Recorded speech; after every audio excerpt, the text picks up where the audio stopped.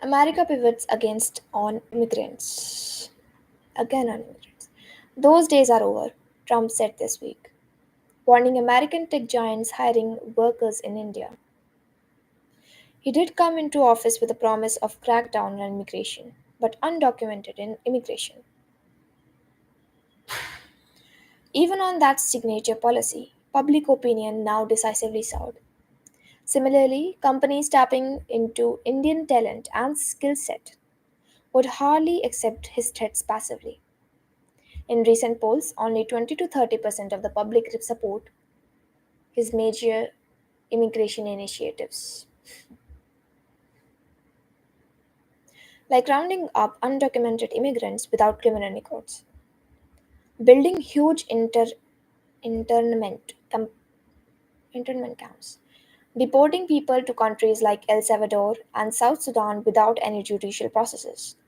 Images of masked, unidentified police pulling people off the street and into unmarked vans using tear gas and batons to push out crowds protesting their actions, are testing the perceptions of law enforcement and immigration building up the decades of American pop culture.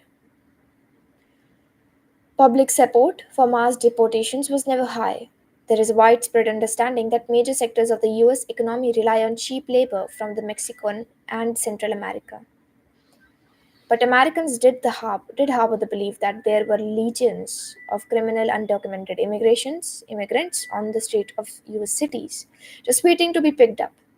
This has never been true. Still, it's been a staple of pop culture for decades.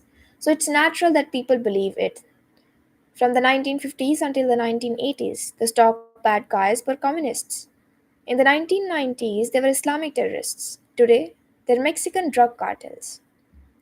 In reality, most non criminals are already behind bars. Any effort to pick up thousands of undocumented immigrants a day necessarily leads to agents hiring construction sites, farms, immigration courts, and anywhere else undocumented people are likely to be found, just to make their numbers. The people being deported because of criminal records are more than often those with decade-old conviction for drunk driving than anyone who presents a threat.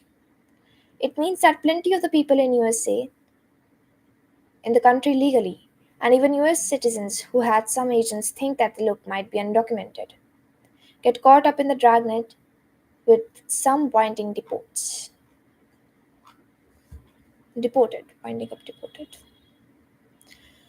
On the television global, made in America and exported across the globe, police officers are hero, good people who chaff against the unreasonable restrictions placed on them by weak-kneed politicians and out-of-touch judges.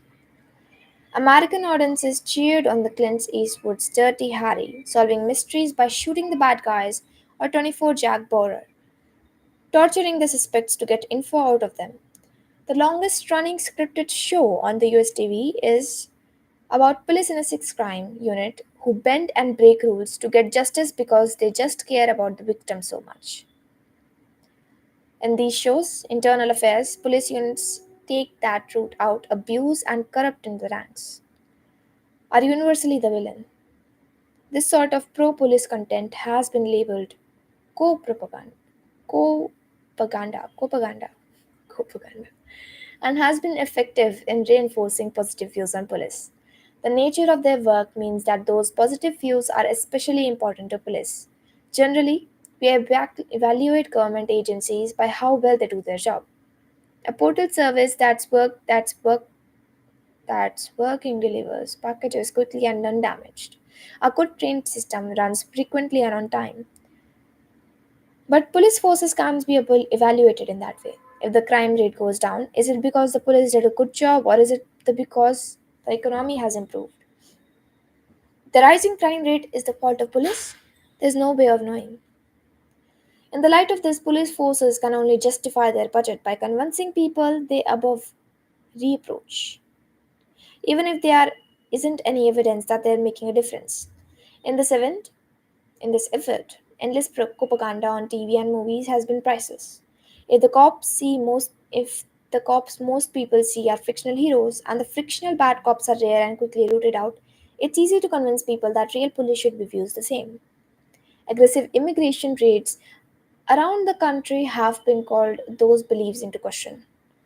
For most Americans, police forces shown on the news rounding up immigrants don't look heroic.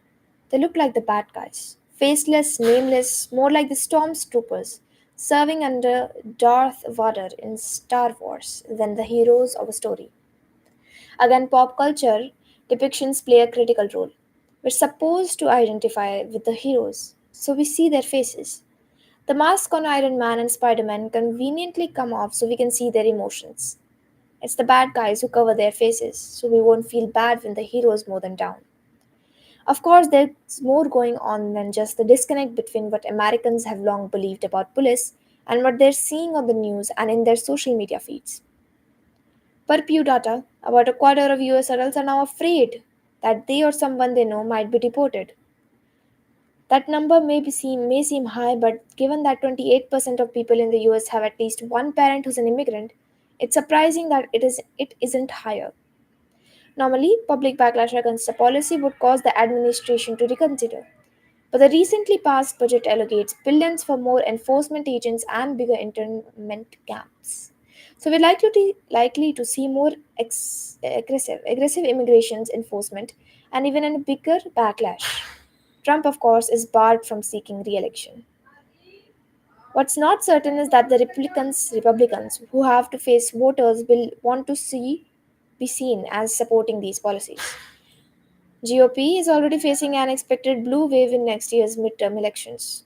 And how it responds to a public reckoning with the gap and between fiction and reality will determine how much of it gets washed away.